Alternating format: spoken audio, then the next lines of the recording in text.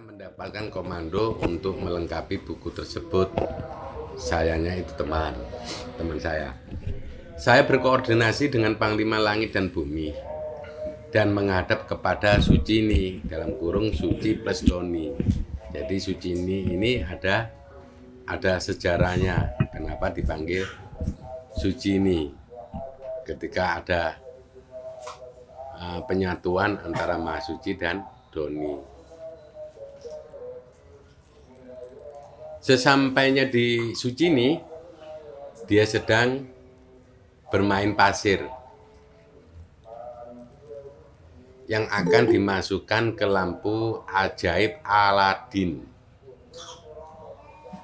Kata Sucini, aku sedang membuat nur dari pasir. Ini untuk memperbanyak kandungan nurnya. Ternyata nur dari pasir juga bisa dibuat ini. Percakapan pembaca dan Sucini. Teman saya. Akan dibuat apa nur tersebut? Sucini, akan aku masukkan ke lautan. Agar lautan selalu mengingat Tuhan. Teman saya, wah keren. Tidak ada jatah buat yang selain lautan tah Sucini. Sucini, mau tah? Ikutan bahasa Jawa Sucini. Teman saya, kalau ada ya tidak menolak, ya terima kasih. Sucini, ya nanti aku buatkan. Teman saya, tapi sekarang saya mau pamit untuk ke Bini dalam kurung Bijaksana plus Doni karena ada buku yang harus dilengkapi. Sucini, oh ya berangkatlah.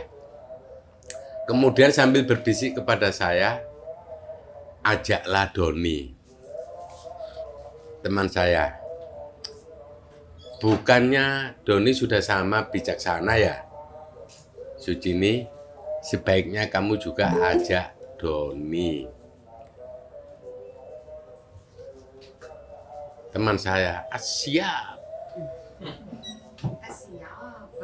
Siap.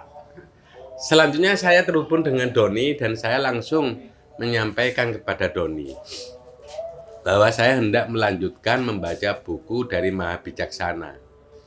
Ada bagian diri saya yang diambil oleh Doni dan dimasukkan dalam tubuhnya. Doni mengatakan, sudah jalankan. Panglima Langit dan Bumi dan saya pun berangkat menuju ke Bini. Bijaksana dan Doni ya, gabungan itu. Itu untuk sebutan teman-teman yang sudah menyebut dengan bahasa akrabnya masing-masing. Tidak jauh beberapa langkah dari tempat saya berjalan, sudah ada Bini. Kami menabrak Bini. Bini pun juga membawa buku di tangan kanannya. Kemudian dia bertanya, kamu cari buku ini kan? Saya menjawab, buku apa itu? Saya mau melengkapi buku tentang robot itu loh, Bini. Bini menanggapi, lah ini buku apa? Ini kan buku tentang robot.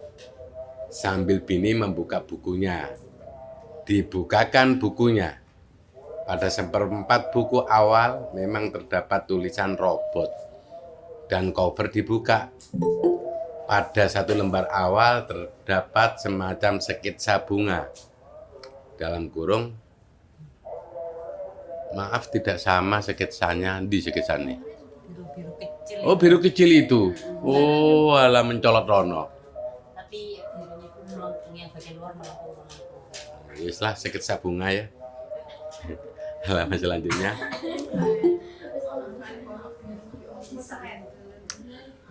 Buku ini dibuat oleh Maha Bijaksana sebagai kumpulan kisah-kisah dari para Tuhan.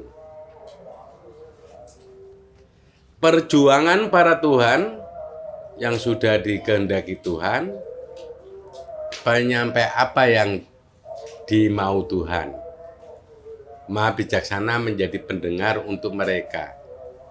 Maha bijaksana membantu mereka untuk menyampaikan apa yang menjadi rasanya. Dalam buku yang telah ditulis Maha Bijaksana, bisa jadi suatu saat nanti akan dibaca oleh Tuhan maupun ciptaan yang dikehendakinya. Saya ulang lagi, dalam buku yang telah ditulis Maha Bijaksana, bisa jadi suatu saat nanti akan dibaca oleh Tuhan maupun ciptaan yang dikehendakinya. Mungkin salah satu teman saya ini, salah satu ciptaan yang dikehendaki untuk membaca buku ini. Mereka, dalam kurung para Tuhan, pernah mengalami sebuah cerita yang disuka, yang menyenangkan, mengharukan, menjengkelkan, penuh harap, penuh anugerah, dan rasa-rasa yang lain. Baru tahu ya tentang Tuhan, bahwa Tuhan itu punya cerita suka dan duka, ya, cerita yang menyenangkan, cerita yang mengharukan, cerita yang menjengkelkan, cerita yang penuh harap, penuh anugerah, dan rasa-rasa yang lain. Ini sebelumnya kemungkinan kita belum tahu banyak hal tentang Tuhan.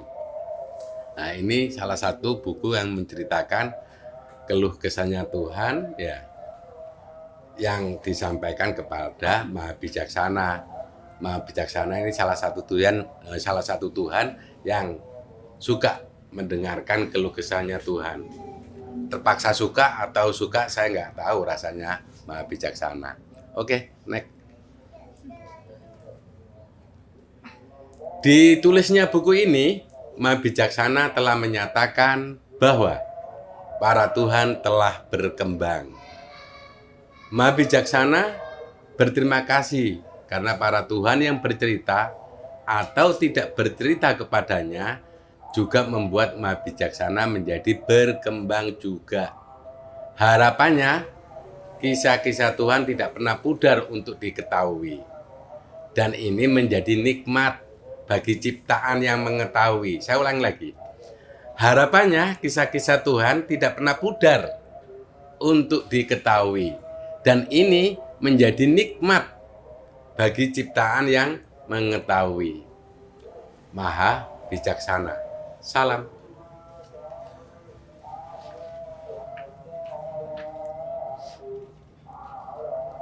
Siapa yang berkeluh kesah pertama kali? Di sini ada Maha Suci.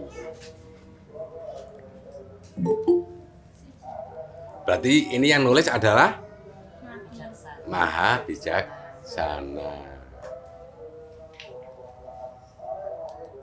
Sekarang keluh kesahnya Maha Suci yang sempat ditulis sama Maha Bijaksana.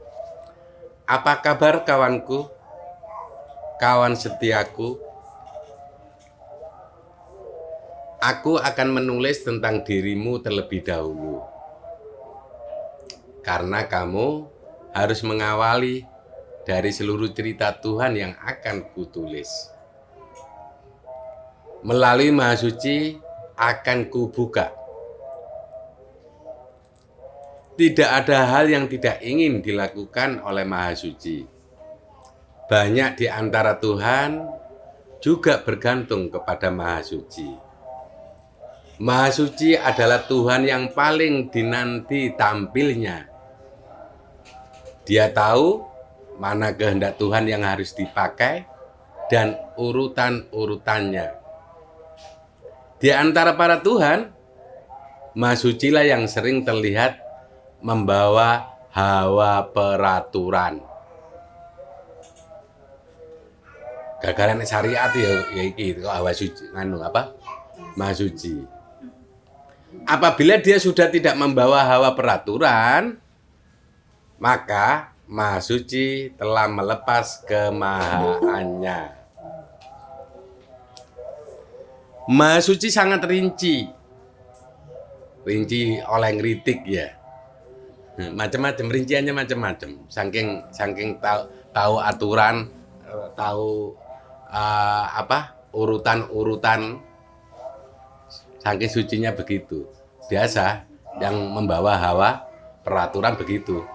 Maha suci sangat rinci bila dia tidak menemukan kejelian dalam sebuah kejadian, maka dia tidak akan puas menjadi Tuhan.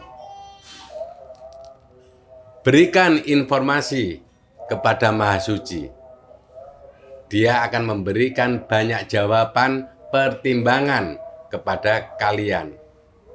Kalian dianjurkan memilih.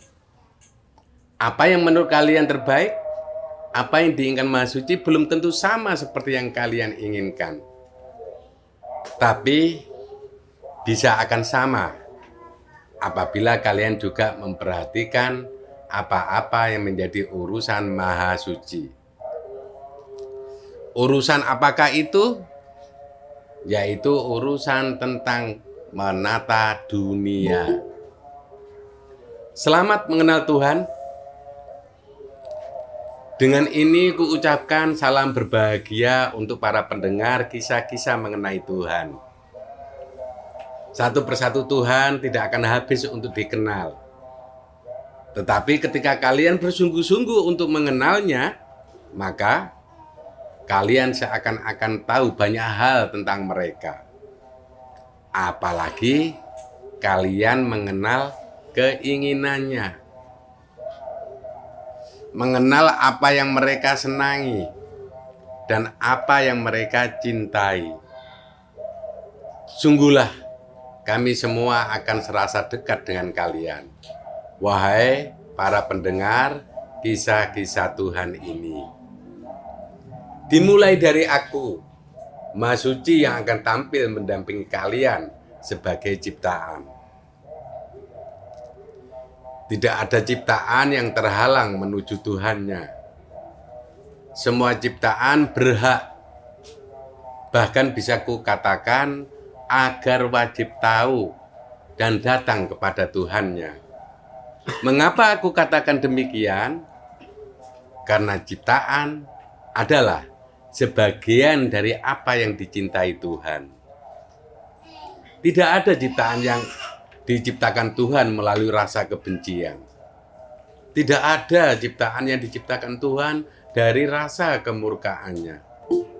Semua atas dasar Tuhan sayang dan ingin membuat sebuah kreasi di alam.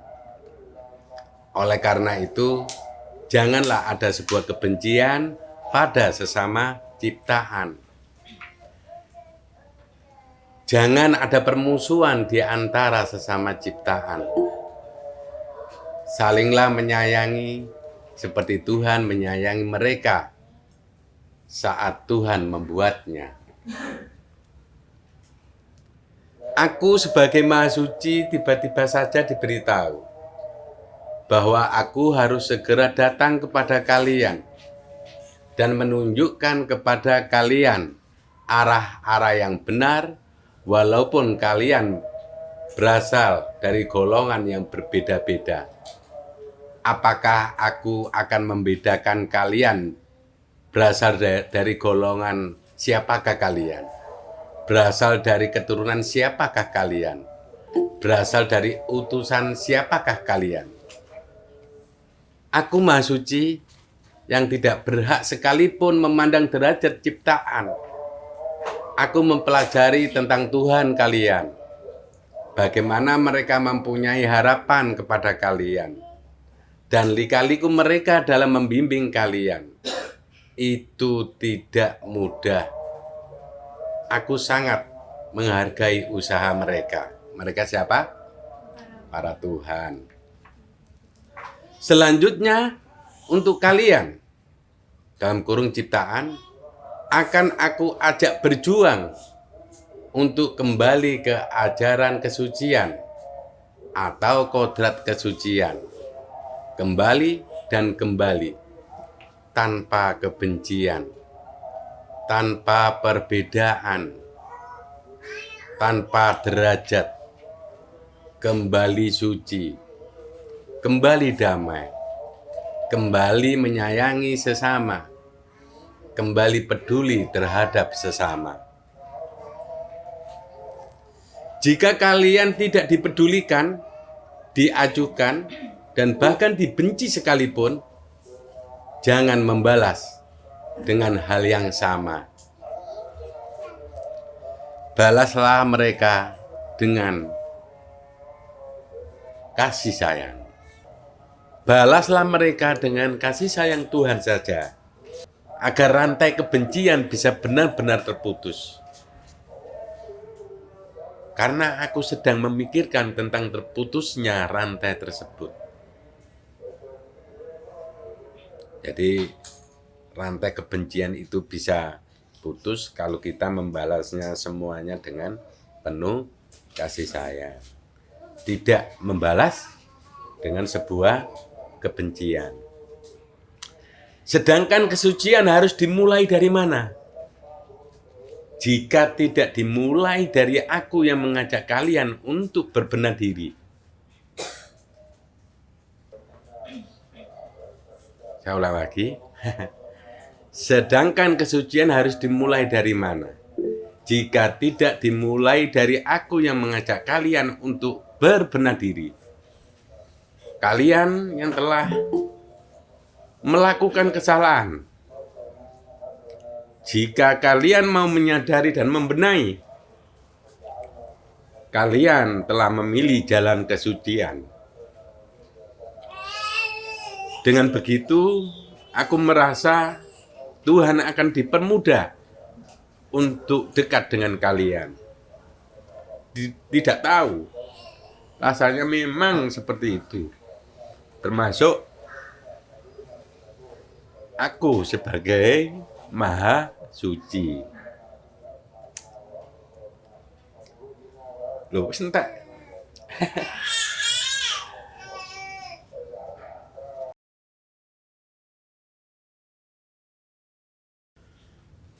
Jangan sebut aku sebagai Maha Suci. Jika kalian belum benar-benar datang kepadaku dan aku sucikan. Buatlah barisan dan masuklah ke tempat Maha Suci yang tiada batas. Maka alam semesta akan aku sucikan. Maha Suci bersemayam di dada kalian. Ini ceritanya Maha Suci.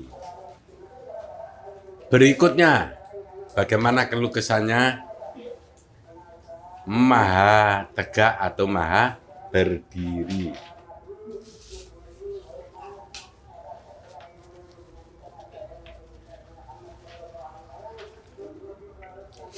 Kemudian aku akan menyampaikan apa yang menjadi keluh kesah atau kesan darimu, sahabatku Maha Tegak.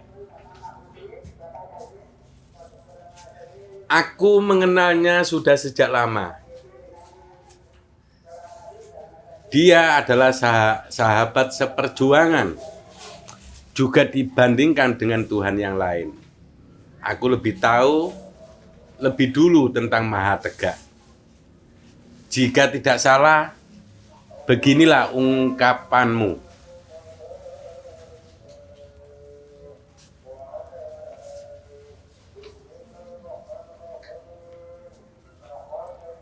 Aku adalah Tuhan yang dipanggil sebagai Tuhan penegak.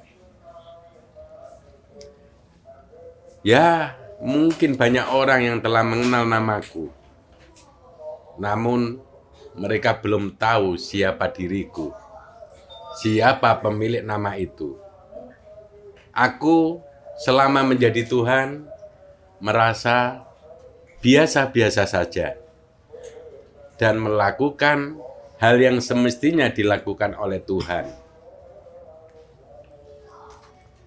Kebiasaan Tuhan, ritual Tuhan, pengembangan Tuhan, tes uji Tuhan, dan sebagainya. Tapi lama-kelamaan aku juga mengalami kebosanan. Aku tidak bisa menegakkan banyak hal. Aku menyadari hal itu. Lalu, mengapa selama ini aku disebut sebagai Tuhan penegak?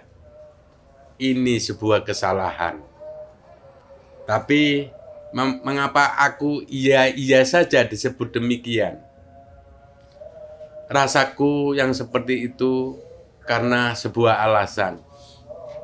Tuhan Maha Penegak disebut demikian, memang harapannya bisa menjadi penegak hal yang semestinya dilakukan dalam kurung oleh Tuhan, oleh ciptaan.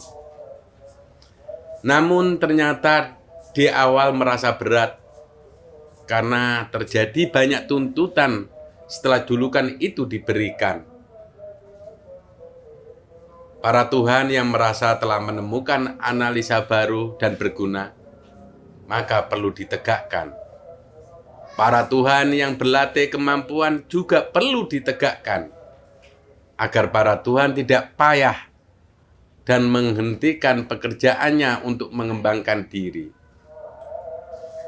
Dalam hal menegakkan, belum tentu caraku dapat diterima langsung oleh mereka. Kebanyakan mereka menerimanya. Terkadang apabila Tuhan menolak untuk ditegakkan, bisa jadi sebab Tuhan masih ragu dengan kemampuan yang dilatihnya. Atau bisa jadi juga Tuhan takut salah. Terkadang mereka sendiri belum tentu telah mensimulasikan kemampuan mereka dengan baik. Untuk itu, mereka seharusnya tidak bosan berlatih. Tuhan itu masih berlatih. Gitu kok ada umatnya kepingin sadek saknyet dadi. KB itu melalui proses. Aku juga pernah mendapat komentar pedas dari Tuhanku, sehingga membuatku sedikit ragu juga dengan kemampuanku. Sedikit saja. Kemudian aku hadapi Tuhan itu dan menanyakan kembali kepadanya tentang apa yang belum aku bisa. Aku akan melakukannya. Ini bisa kita contoh. Kadang-kadang kalian yang di konsep Tuhan kan juga ada Tuhan yang suka berbicara pedas. Ya. Tapi kamu harus mencontoh si Maha Tegak ini. Di komentari aja, kalian sudah down. Tirulah Maha Tegak. Di dunia Tuhan juga terjadi suasana yang bermacam-macam. Aku juga pernah merasa dikurung di tempat salah satu Tuhan. Maha Tegak pernah dikurung. Aku merasa di sana aku tidak bisa berbuat apa-apa. Otomatis kemampuanku juga menjadi lemah dan tidak berfungsi dengan baik. Aku kira dia menjebakku, namun ternyata tidak. Dia tidak merasa demikian. Dia juga tidak bisa aku salahkan karena dia sedang tidak tahu apa-apa. Dia adalah Maha meremajakan. Tahu ngurung, Maha Tegak, Maha meremajakan. Ternyata powerku memang bisa di backup oleh Maha meremajakan. Powerku masuk padanya dan pancarannya bisa semakin besar. Selain cerita itu, jujur saja aku Tuhan yang pernah marah. Tapi aku mengaku bahwa dengan marah bisa merusak kemampuanku. Dengan marah bisa merusak. Misalnya ketika kamu dikritik, marah. Akhirnya kamu ada jeda waktu yang kamu tidak mengembangkan kemampuanmu itu karena kamu terjebak dengan sebuah kemarahan. Mau tahu cerita tentang kemarahanku? Keterangan pembaca. Bini menjelaskan kepada saya, itu aku yang membahasakan, bukan bahasanya murni. Namun setelah aku tunjukkan kepada mereka dalam kurung para Tuhan, ya kurang lebih ceritanya begitu. Aku pernah marah. Pernah marah dalam durasi cepat. Juga pernah marah dalam durasi yang lama. Cepatnya itu berapa detik atau berapa hari? Ya.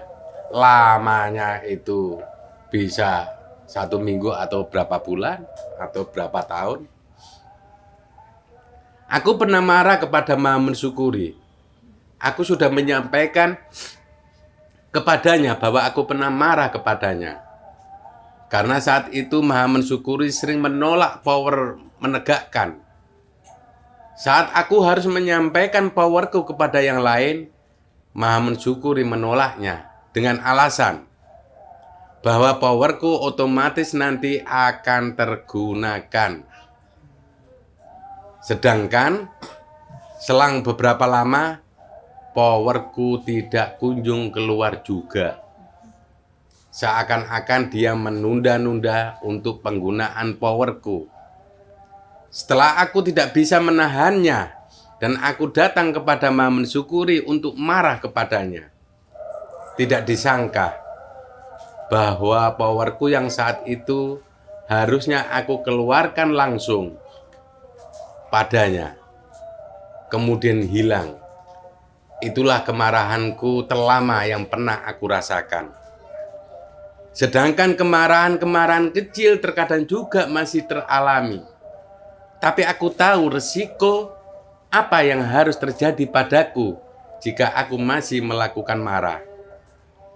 Salah satu kemarahan kecilku adalah apabila ada Tuhan yang tidak ingin berbagi informasi kepadaku.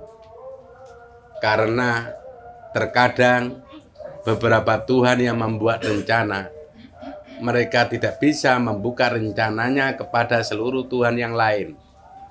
Katanya itu akan terjadi perdebatan yang panjang dan rencana itu akhirnya tidak bisa berjalan. Aku paham, namun sepertinya ada yang lebih baik dari itu. Minimal ketika tahu begini, oh begini ya ceritanya tentang Tuhan. Ketika mendengarkan ceritanya si Maha Tegak. Sedikit aku mengisahkan tentang Tuhan. Tuhan yang beraneka rencana, berkewajiban untuk melakukan sesuatu yang besar untuk kemanfaatan berskala besar. Tetapi aku adalah Tuhan yang mengerjakan hal-hal kecilnya menuju kepada ciptaan. Aku pernah merindukan ciptaan, tapi tergolong tidak terlalu sering. Jadi Tuhan ini pernah merindukan ciptaan, tapi tidak tergolong terlalu sering. Kepada ciptaan, aku adalah Tuhan yang bertugas untuk memberikan peringatan-peringatan agar ciptaan tidak melampaui batas. Aku mempunyai harapan agar ciptaan mau mengerti setelah diberi peringatan itu. Tujuannya agar aku bisa menjaga dan menegakkan mereka. Ketika mereka tegak, dalam kurung kembali ke kodrat, maka mereka bisa selamat dan menyelamatkan. Mereka bisa menjadi ciptaan kepercayaan Tuhan. Aku senang apabila Tuhan mempunyai ciptaan kepercayaan Tuhan. Sayangnya, aku tidak mempunyai harapan untuk mempunyai ciptaan kepercayaan. Karena tugasku memberi peringatan. Ketika ada ciptaan yang mempunyai tugas yang sama denganku, atau pekerjaan yang sama denganku, aku akan jadikan mereka sebagai timku. Tanpa harus aku jadikan ciptaan kepercayaan. Aku menumpang Tuhan yang lain saja. Aku menumpang ciptaan mereka. Rasaku lebih banyak mengalir kepada Tuhan. Tidak terlalu banyak kepada ciptaannya. Aku ingin menjaga Tuhan. Aku ingin mengawal apa yang dimau Tuhan. Urusanku lebih banyak kepada mereka. Sedangkan apabila ada Tuhan yang terhambat kepada ciptaannya, aku akan menghajar Tuhan itu. Mengajar atau menghajar? Aku akan menghajar Tuhan itu. Saya bayangkan ada Tuhan yang dihajar.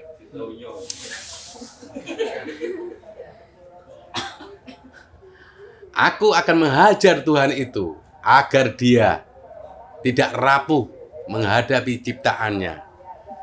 Berarti kadang-kadang itu bapakmu, ya, sing konsep kamu itu ngelus dodo. Engko sing kepengin menghajar ya wong iki dibane. Ya. Sik dieling meneh ya. Aku akan mengusahakan sebisaku untuk Tuhan terus bersemangat dan tidak berputus asa menghadapi ciptaannya. Tuhan kok putus asa loh. Tuhan harus melawan gengsinya. Oh, Tuhan itu ada yang gengsi. Tuhan harus melawan gengsinya. Mohon maafkan aku bila aku tidak terlalu menceritakan tentang ciptaan-ciptaan mereka. Tapi terhadap ciptaan-ciptaan itu, selama kalian masih wujud menjadi ciptaan, kalian masih terus melakukan dan sedang diuji coba. Jangan merasa kalian sudah pas terhadap diri kalian. Merasakan sebuah kenyamanan terhadap diri kalian. Aku tidak ingin apabila power ketegakanku yang mengalir kepada kalian membuat kerugian. Aku ingin setiap power ketegakanku yang mengalir kepada kalian menjadi pengingat yang penting. Dan kalian segera membenahi. Usahakan kalian dapat menerima powerku dan segera menggunakannya. Maha Tegar.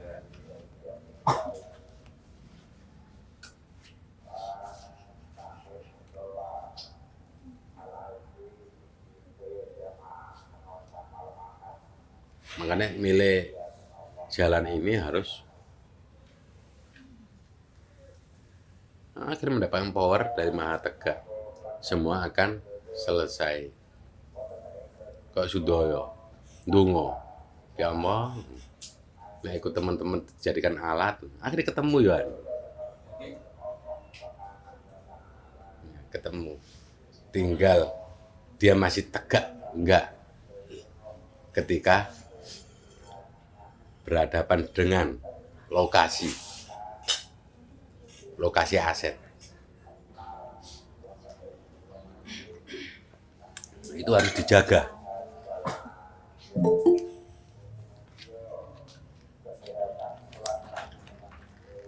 Maha Damai.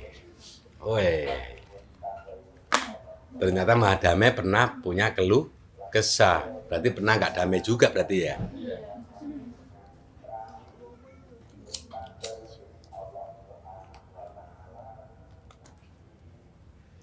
Menjadi Maha Damai, semoga selalu mendapat julukan yang demikian sampai kapanpun dan tidak pernah berakhir. Maha Damai tidak selamanya menggunakan nama mahanya, yaitu rasa yang damai. Dia juga pernah merasakan tidak damai. Bahkan juga merasa sulit untuk damai. Pernah juga merasa sedih yang berkepanjangan. Karena apakah itu semua? Mari kita simak tentang kisah Maha Damai. Perhatikanlah kami para Tuhan. Perhatikanlah kami para ciptaan. Perhatikanlah apa yang ada di sekeliling kami. Apa yang ada di sekitar kami. Maha Damai haruslah Tuhan yang dijumpai.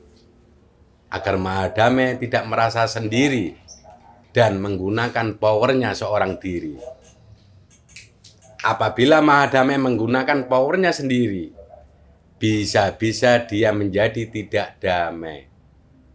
Kepada Tuhan yang lain pun, dia bisa jadi tidak membuat kedamaian. itu sungguh bahaya.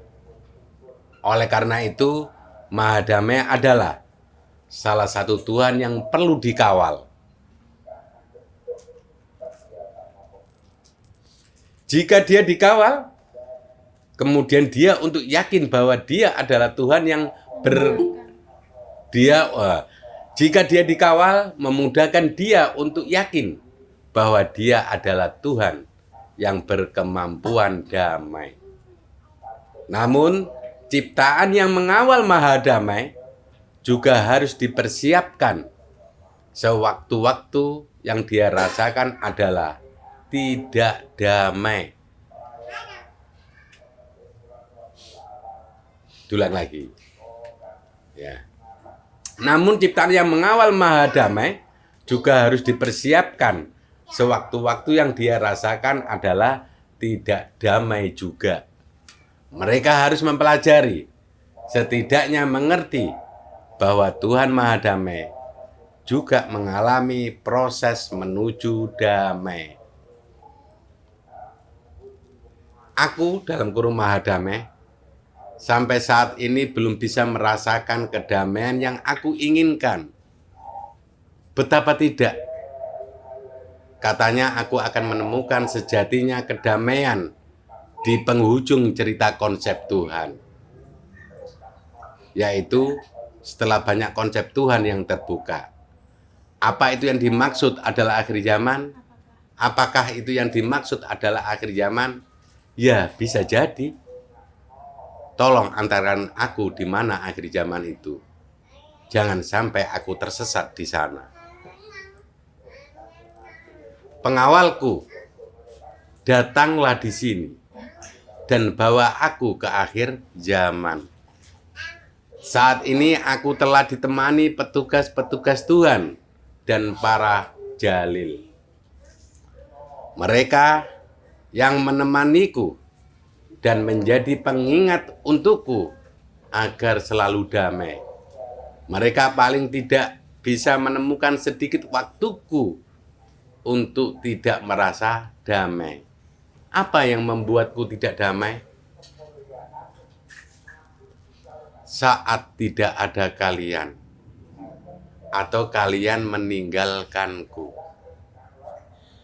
Aku ini seperti Maha Suci yang meminta ada yang harus menemani kami. Jika tidak ada yang menemani kami, sepertinya power kami akan berjalan tidak stabil. Apakah itu kodrat kami? Ataukah kami yang masih belum bisa mandiri? Terhadap Tuhanku, aku juga mempunyai pengalaman terhadap mereka. Rata-rata yang pernah berjumpa denganku, mereka tidak menyangka bahwa aku adalah Maha Damai. Tuhan aja tidak menyangka ya, ada Maha Damai apalagi manusia. Katanya tidak ada tanda sama sekali terhadapku bahwa aku adalah Tuhan yang tersebutkan tadi. Ya, aku merasa kepada Tuhan yang semacam itu. Rasanya aku tidak bisa disebutkan sebagai Maha Damai. Mungkin Tuhan yang seperti itu rasanya sedang tidak damai. Maka mereka kesulitan untuk mengenaliku. Akhirnya aku memperkenalkan diriku kepada mereka dan memintanya untuk tenang dan damai saat berjumpa denganku. Kemudian dia baru bisa percaya dan menemukan bahwa akulah Maha Damai. Betapa sedihnya aku ketika saat itu banyak di antara para Tuhan yang tidak dapat mengenaliku dengan baik. Aku juga menjadi ragu, apa benar aku ini Maha Damai? Karena mengenalku saja tidak banyak yang tahu. Tuhan aja sendiri kadang-kadang ragu tentang dirinya sendiri. Apalagi kita. Ketika ragu adalah wajar. Akan tidak wajar manakala kamu ragu dan kamu berpaling.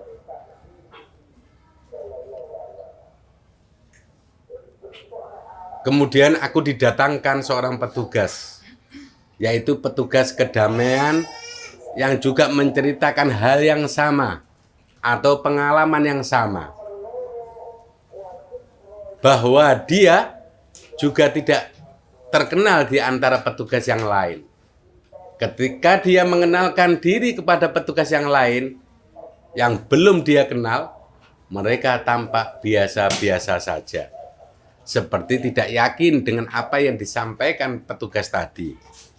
Loh, petugas saja juga begitu, mengalami hal yang sama seperti dialami oleh Maha Damai. Begitulah ciri-ciri yang memiliki kemampuan mendamaikan. Mereka harus berjuang untuk powernya juga bisa diterima untuk sekelilingnya. Tapi aku akan masih terus berjuang untuk memperbaiki kemampuanku. Bisa jadi kedamaian alam semesta juga harus diperhalus.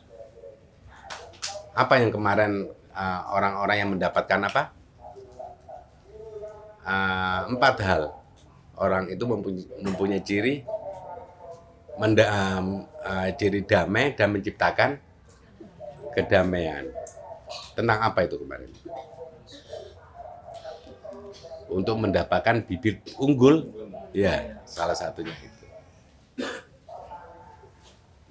Inilah aku sebagai Maha Damai harus mencarinya juga. Karena bisa jadi tentang kedamaian itu dilupakan. Tidak jauh-jauh. Itulah yang terjadi kepadaku. Untuk alamku, peduli atau tidak peduli kalian denganku, tetaplah damai dan menjaga kedamaian untuk diri kalian. Jika kalian semua damai, semoga aku bisa cepat mengenalkan diriku kepada kalian.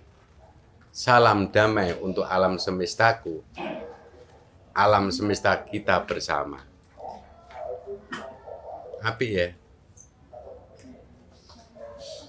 Kadang-kadang ada mobil baru tidak damai. Apapun mobilnya kalau sudah terbeli, ya sambut mereka dengan segala kekurangan dan kelebihan. Siapa yang pernah merasa tidak senang dengan mobil yang barusan didatangkan? Dirimu berarti tidak memberikan kedamaian, tidak menciptakan kedamaian. Begitu juga dengan teman. Terima temanmu dengan segala kelebihan dan kekurangan. Bikin temanmu damai dan ciptakan kedamaian itu. Maka kamu termasuk orang-orang yang nanti akan mendapatkan bibit unggul dari konsep Tuhan. Ayo mari kita damai kepada semuanya. Jangan tidak ada kedamaian di dalam diri kita. Damai itu penyembuh alam yang luar biasa. Apalagi menciptakan kedamaian. Alam yang rusak akan terbenahi dengan baik. Damailah untuk melakukan pembenahan. Damailah kalian untuk selalu memberikan kedamaian di sekeliling kalian. Damai itu indah. Damai itu bukan sesuatu yang menyakitkan, tapi damai itu bisa menyelesaikan segalanya. Hanya hati yang damai, maka segala permasalahan akan segera terselesaikan. Salam damai, salam bahagia untuk kita yang merindukan kedamaian.